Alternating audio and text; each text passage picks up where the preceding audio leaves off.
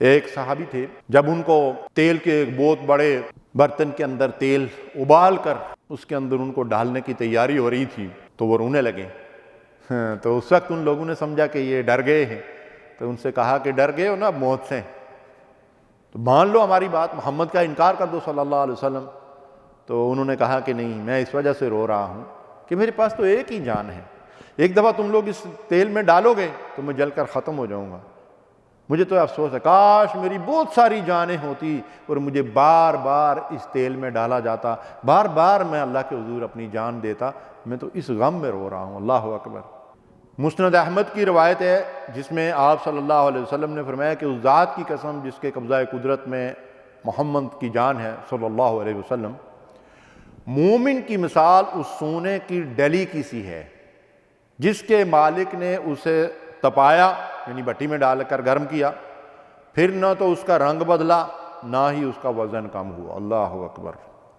مومن کو یہاں خالص سونے سے تشبیہ دی گئی ہے، اور اس کے بارے میں 3 باتیں ارشاد فرمائی گئیں۔ ایک تو اس کو بھٹی میں ڈالا گیا، دوسرا یہ ہے کہ اس کی رنگت میں کوئی فرق نہیں پڑا، اور تیسرا یہ ہے کہ اس کا وزن بھی کم نہیں ہوا۔ تو ہم جائزہ لیتے ہیں کہ یہ 3 صفات جو ہے کیسے ایک مومن کے اندر ہونی چاہیے۔ سب سے پہلی بات یہ ہے کہ مومن کو خالص سونے سے تشبیہ دی گئی ہے۔ اس کا مطلب یہ ہے کہ ایک مومن کے اندر خلوص ہونا چاہیے، وہ خالص ہونا چاہیے۔ کس کے لیے خالص ہونا چاہیے؟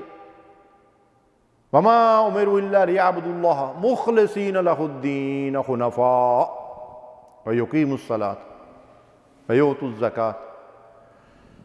اللہ کے لیے خالص، اس کا ہر عمل خلوص نیت کے ساتھ اپنے رب کو راضی کرنے کے لیے ہونا چاہیے۔ اللہ نے اسے اسی بات کا حکم دیا ہے۔ تو ہمارا سب سے پہلا کام یہ ہے کہ ہم اپنی نیتوں کے اندر خلوص پیدا کریں اور اپنے دلوں کو ہر طرح کی کھوٹ سے پاک کر دیں، شرک سے، کفر سے، نفاق سے، اور اسی طرح ریاکاری سے، نمود و نمائش سے، انتقامی جذبات سے، حسد، بغض، کینے سے اپنے دلوں کو پاک اور بالکل صاف کر لیں، جیسا کہ فرمایا کہ مومن کا دل آئینے کی طرح پاک اور صاف اور شفاف ہوتا ہے۔ اور ہر عمل خالصتاً، خواہ وہ عبادت کا معاملہ ہو، حقوق العباد کا معاملہ ہو، خلوص نیت کے ساتھ پھر سے اپنے رب کو راضی کرنے کے لیے کریں۔ دوسری بات ہمیں یہاں جیسے جو رہنمائی ملتی ہے وہ یہ کہ ایک مومن کو جو آزمایا جاتا ہے تو اس کی وجہ سے، جس طرح بھٹی میں سونے کو ڈالا جاتا ہے تو اس کا رنگ تبدیل نہیں ہوتا، اس کے اندر کوئی تغیر واقع نہیں ہوتا، تو ایک مومن کو بھی ایک ہی رنگ اختیار کرنا چاہیے، اور وہ رنگ، اس کا ذکر قرآن مجید میں بھی ہے، صبغۃ اللہ، اللہ کا رنگ۔ یعنی مومن کے ہر عمل سے، اس کے گفتار سے، اس کے سیرت سے، اس کے اخلاق سے، اس کے معاملات سے، اس کے کردار سے یہ ثبوت ملنا چاہیے کہ یہ اللہ کے ماننے والا ہے، یہ اسلام اور ایمان کا علمبردار ہے، یہ اللہ کو وحدہ لا شریک تسلیم کرنے والا انسان ہے، یہ وہ انسان ہے جو آخرت پر پختہ یقین رکھتا ہے۔ اس کے ایک ایک عمل سے، ایک ایک حرکت سے اس بات کا ثبوت ملنا چاہیے، اور اس کی زندگی بالکل خالصتاً اللہ کے رنگ میں رنگی ہوئی ہونی چاہیے۔ دوسری بات یہاں یہ ارشاد فرمائی گئی کہ وہ سونے کی جو ڈلی ہوتی ہے اس کا وزن کم نہیں ہوتا، حالانکہ اس کو پگھلا دیا گیا بھٹی کے اندر ڈال کر، اس بھٹی میں ڈالنے کی وجہ سے اس کا میل کچیل نکل جاتا ہے، لیکن اس کا وزن کم نہیں ہوتا، رنگ بھی نہیں بدلتا، وزن بھی کم نہیں ہوتا، خالص ہو کر وہ بھٹی سے نکلتا ہے۔ معلوم یہ ہوا کہ مومنین کو جب دنیا میں آزمایا جاتا ہے، اور آپ جانتے ہیں کہ نبی صلی اللہ علیہ وسلم نے فرمایا کہ سب سے زیادہ آزمائش انبیاء اور رسولوں کی ہوتی ہے، اور پھر جو ان کے طریقے کے جتنا زیادہ قریب ہوتا ہے اتنا زیادہ آزمایا جاتا ہے۔ بعض اوقات ہم آزمائشوں کی وجہ سے، اللہ کی طرف سے آنے والی کسی ابتلا کی وجہ سے جو ہے وہ گھبرا جاتے ہیں، صبر کا دامن چھوڑ دیتے ہیں، استقامت کی راہ سے ہٹ جاتے ہیں۔ یہ بڑی خطرناک بات ہے۔ دراصل جب کوئی امتحان انسان پہ آتا ہے تو وہی اس کی جانچ پرکھ ہوتی ہے، وہی اس کی جانچ پڑتال ہوتی ہے کہ یہ کھرا ہے یا کھوٹا ہے۔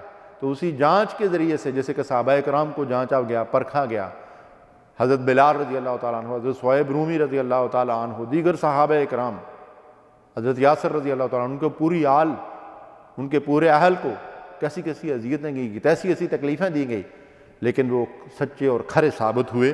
تو یہ آزمائش کی گھڑیاں جو ہوتی ہیں، ان کے ذریعے سے مومن کا ایمان اور اس کا یقین اور پختہ ہوتا ہے، اور آزمائش کی بھٹیوں سے وہ ایسے نکلتا ہے جیسے اہل مکے کی ان بھٹیوں سے نکل کر جب مدینہ میں پہنچے تھے تو وہ کفار و مشرکین کے لیے لوہے کے چانے ثابت ہوئے تھے۔ یہی اسلام کا ہراول دستہ تھا جن کی تعلیم و تربیت مکے کے اندر ہوئی تھی اور پھر اہل مدینہ کی۔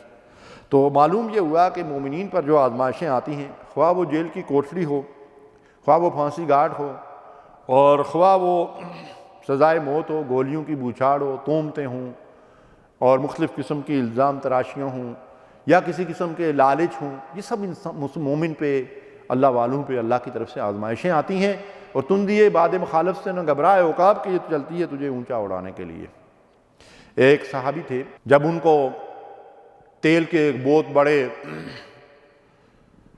برتن کے اندر تیل ابال کر اس کے اندر ان کو ڈالنے کی تیاری ہو رہی تھی تو وہ رونے لگے۔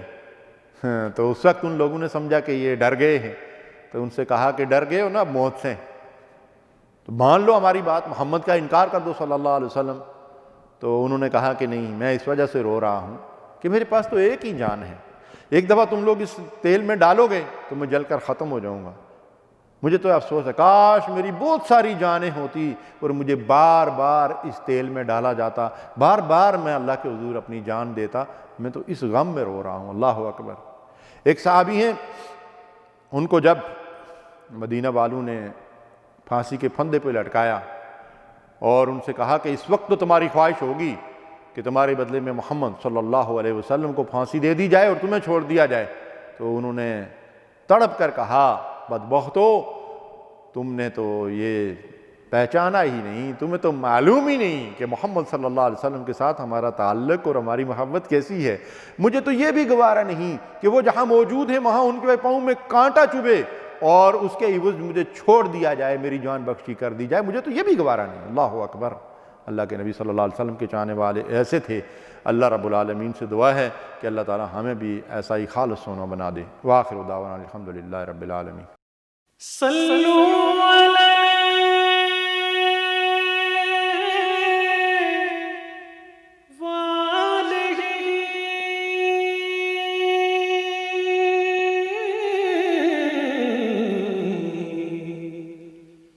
صلو علیہ